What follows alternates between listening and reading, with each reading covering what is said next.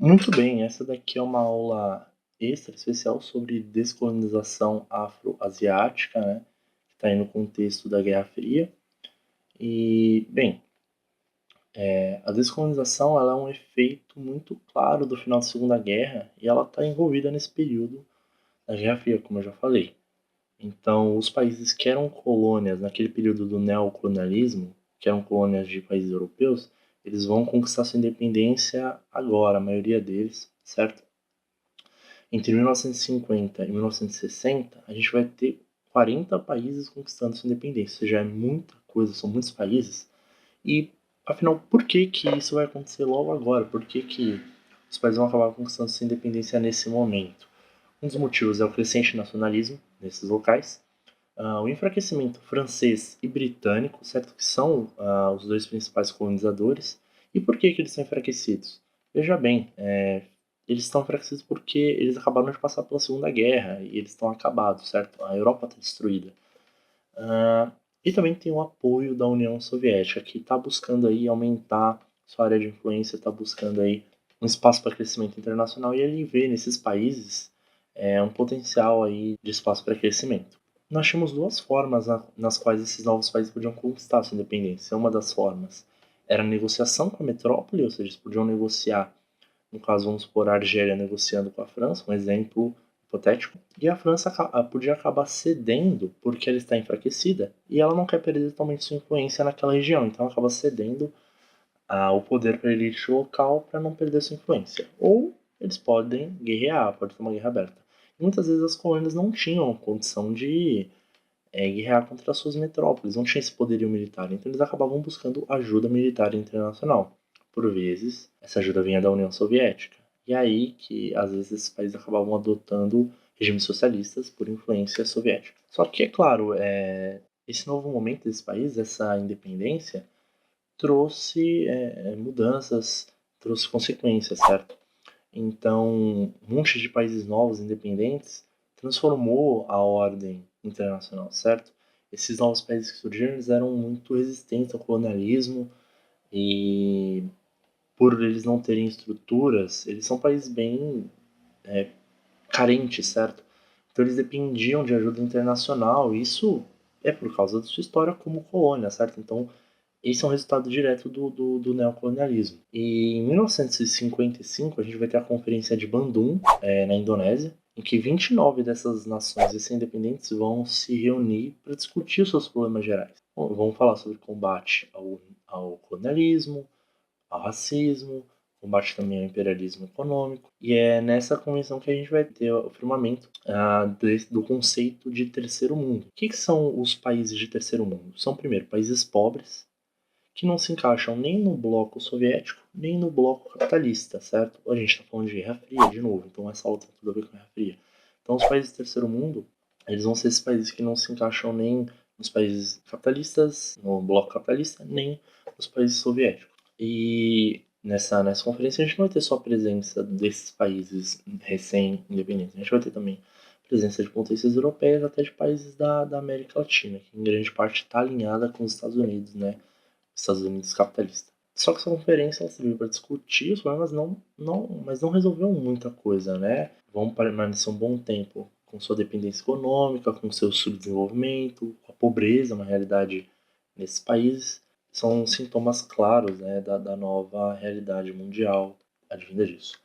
E eu quero falar de alguns exemplos. A gente pode falar um pouco da independência da Índia. Aqui na esquerda a gente tem o Gandhi, certo? Que é uma figura muito importante da Índia e reconhecida mundialmente. A luta pela independência da Índia ela vem desde o século XIX. A Índia era uma colônia britânica, certo? O grande império britânico. E desde o século XIX eles brigavam contra o domínio colonial inglês. Então, já nesse período a gente tinha um sentimento anti-britânico. E falando agora do próprio Gandhi, do Mahatma Gandhi, ele começou a ser uma liderança forte a partir da década de 20. E ele tinha uma postura muito interessante, que era a luta através da não violência e da desobediência civil. Ou seja, ele não era a favor de combate armado.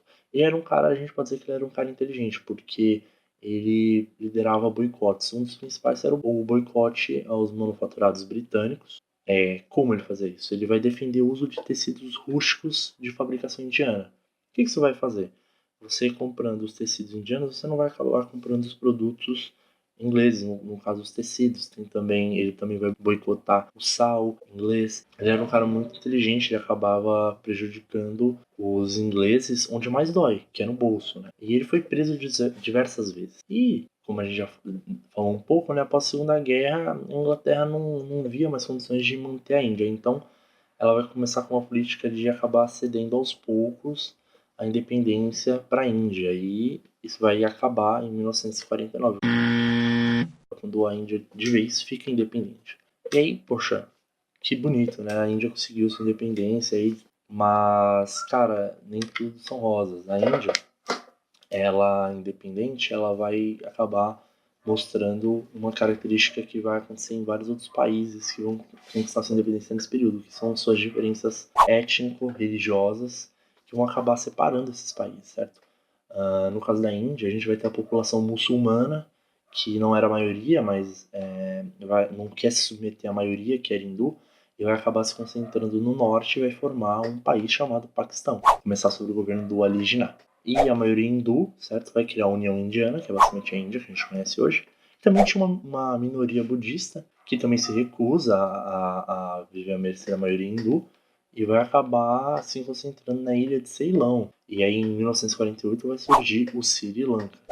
Então, essa divisão ela vai mostrar bem um dos maiores problemas desse processo de descolonização, que na verdade é uma consequência do neocolonialismo, né? Que são esses conflitos étnico-religiosos, que durante o período de colonização, não é que eles não existiam, mas eles eram escondidos, ficavam debaixo dos panos de toda a violência e repressão dos regimes colonizadores, certo? Então, os conflitos étnico-religiosos ficavam escondidos e agora eles vão aparecer. E os novos estados que vão surgir, eles não vão ter toda essa força, toda essa estrutura para conter esses problemas. Na Índia a gente vai ter cerca de 1 milhão de mortos, certo? O próprio Gandhi foi assassinado numa manifestação desse conflito. Um fanático hindu, veja bem, hindu, assim como Gandhi. Ele era um fanático que ele estava descontente com a política conciliadora em relação aos islâmicos, certo? Então, ele queria, digamos assim, uma postura mais agressiva em relação aos islâmicos e ele acaba assassinando o Gandhi, né? Então, a Índia independente, ela até hoje ela não solucionou todos esses problemas, certo? Miséria, desigualdade social, são problemas que inclusive foram problemas que foram piorados pelo sistema de castas deles. Para vocês que já assistiram, por exemplo, o Caminho das Índias, a gente vê que eles têm uma divisão social bem complicada, certo? Tem sistema de casta. Por outro lado, o país hoje ele é um polo de desenvolvimento tecnológico na informática e na área da indústria aeroespacial. Ou seja, a tecnologia desenvolvida na Índia é de ponta, é de competir com o Vale do Silício. A ciência na Índia ela é realmente bem desenvolvida, então a tecnologia deles é de ponta.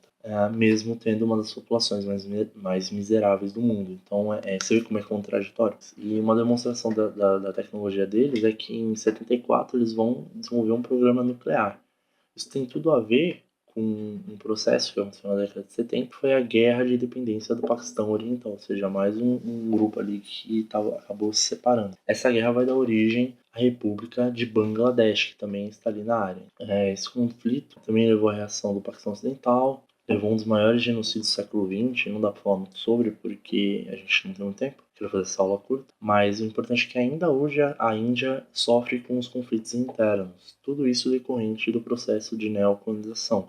Ele deixou feridas no país, hoje o país tem uma série de problemas advindos dessa dominação colonial. Pra vocês terem uma ideia, que a gente pode ver a Índia, certo?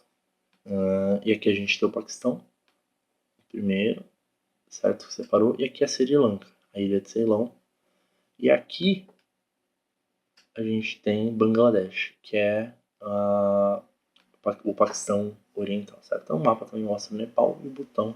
A gente não vai falar muito sobre eles, o importante são esses que eu já falei sobre.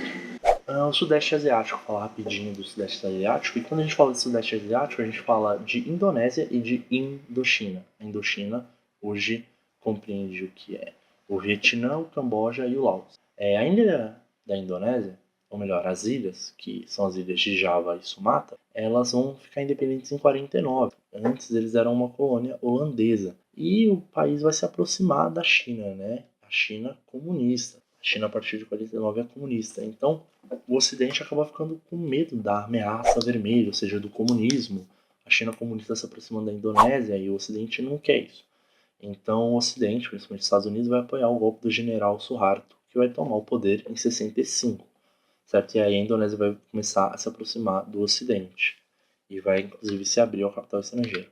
A Indochina, ela era um domínio francês. A Indochina vai lutar contra o domínio francês desde a década de 30, certo? E o líder dessa luta vai ser o Ho Chi Minh. Ele é o líder da frente de libertação do Vietnã, certo? E os Viet Minh são seu braço armado, é a galera que pega nas armas e luta de verdade.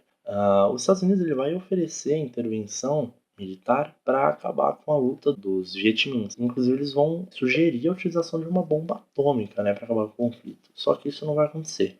E em 1953, os franceses vão ser derrotados na Batalha de Dien Bien Phu, certo? E eles vão acabar confirmando sua saída da Indochina. E aí, em 1954, vai ter a Conferência de Genebra, que ela serve para reconhecer formalmente a independência do Vietnã, do Camboja e do Laos. Poxa, tudo muito ok até agora, né? Eles lutaram, conquistaram essa independência, só que os Estados Unidos eles vão intervir, certo? De novo, com medo do avanço comunista. Guerra Fria, sempre vai ter isso.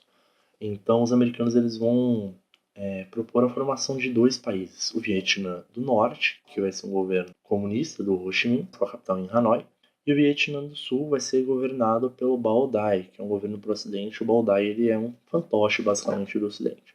E a capital vai ser Saigon, certo? Para você aí que gosta de Lana Del Rey, Saigon era a capital do Vietnã do Sul.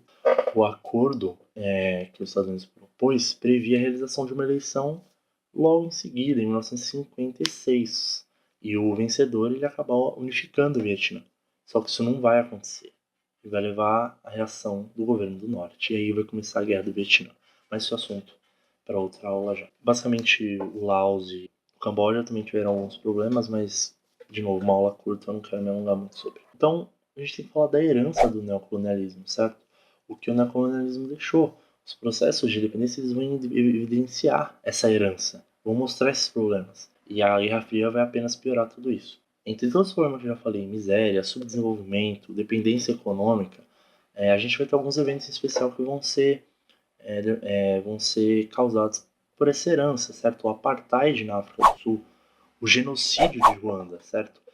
Tem alguns filmes que mostram isso, como Hotel Ruanda, se não me engano, esse é o nome do filme, que mostra bem o genocídio de Ruanda, certo? Que é muito curioso porque era uma luta, uma disputa étnica entre os Tutsis e os Hutus, que eram duas etnias ali que acabaram se destruindo, certo? Um massacre que em poucos dias teve 1 milhão de mortos, é um caso terrível que é uma herança do neocolonialismo, que, como eu já disse, foi evidenciada por esse processo de descolonização. E é isso. Bons estudos.